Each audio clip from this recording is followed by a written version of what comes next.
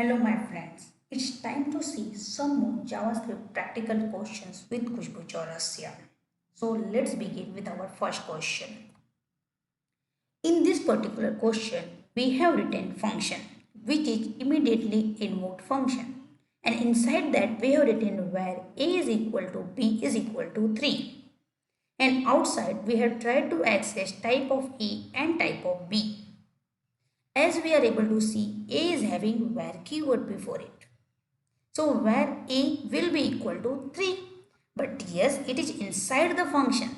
So where will have the function level scope. And due to that thing, where a will not be accessed outside the function. So the type of a will be undefined. On the other hand, we are able to see type of b. So once we will write type of b, so actually in this particular function, JavaScript will firstly write where a is equal to 3 semicolon, then b is equal to 3. So b is not having any keyword like let, constant, var. Due to that thing, b is having the global level scope. As a result, when we will try to access b outside this function, it will be accessible and the type of b will be number. Once we are done with this particular question, we are good to go ahead for next question. In this particular question, we have console.log statement along with some set timeout. As we know, set timeout makes the JavaScript asynchronous in nature. So when we will execute this block of statement, our JavaScript will first execute all the statements without set timeout, and then it will go to the set timeout statements. So firstly here JavaScript will print 1, then it will get set timeout at line number 2 and 3. So it will go to line number 4 and 4 will be printed. Now again it will come here and will say yes, it is for 0 seconds, so 3 will be printed. Now it will see that yes, after 1 second 2 should be printed. So yes, now 2 will be printed. So output of our sequence will be 1, 4, 3 and 2. And in this way set timeout works. Let's see our next question. In this particular question, we have lots of console.log statement. Let's see each one.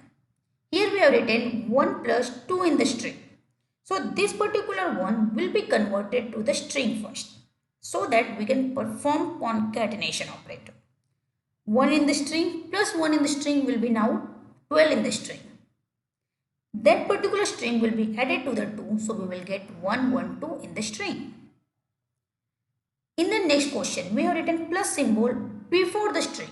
So 1 in the number, 2 in the number will be 12. And then 2 in the string will be 32. Same way we have done for the minus sign. 1 plus minus 1 in the string. So actually 1 minus 1 will be performed. That will be 0.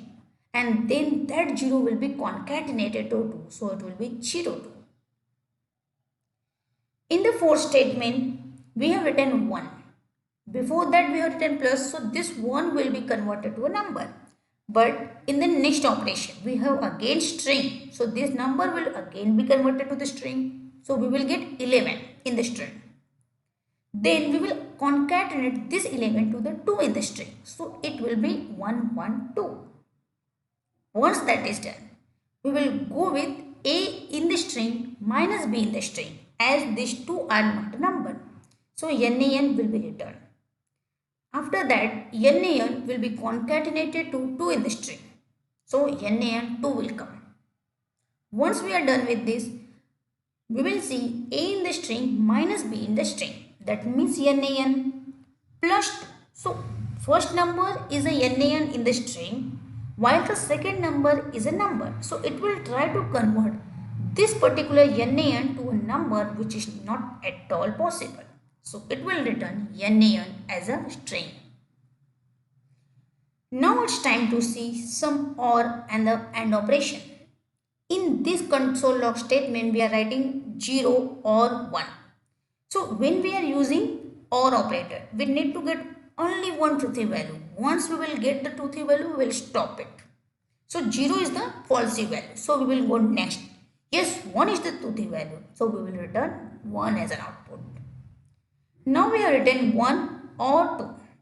As we know, 1 is the truthy value. So there only we will stop and output will be 1. When we are using AND operator, once we will get the falsy value, we will print it. If it is a truthy value, we will go to the next and next and next until we will get the falsy value. Once we will get the falsy value, we will print it. Else whatever will be the last truthy value, we will print it.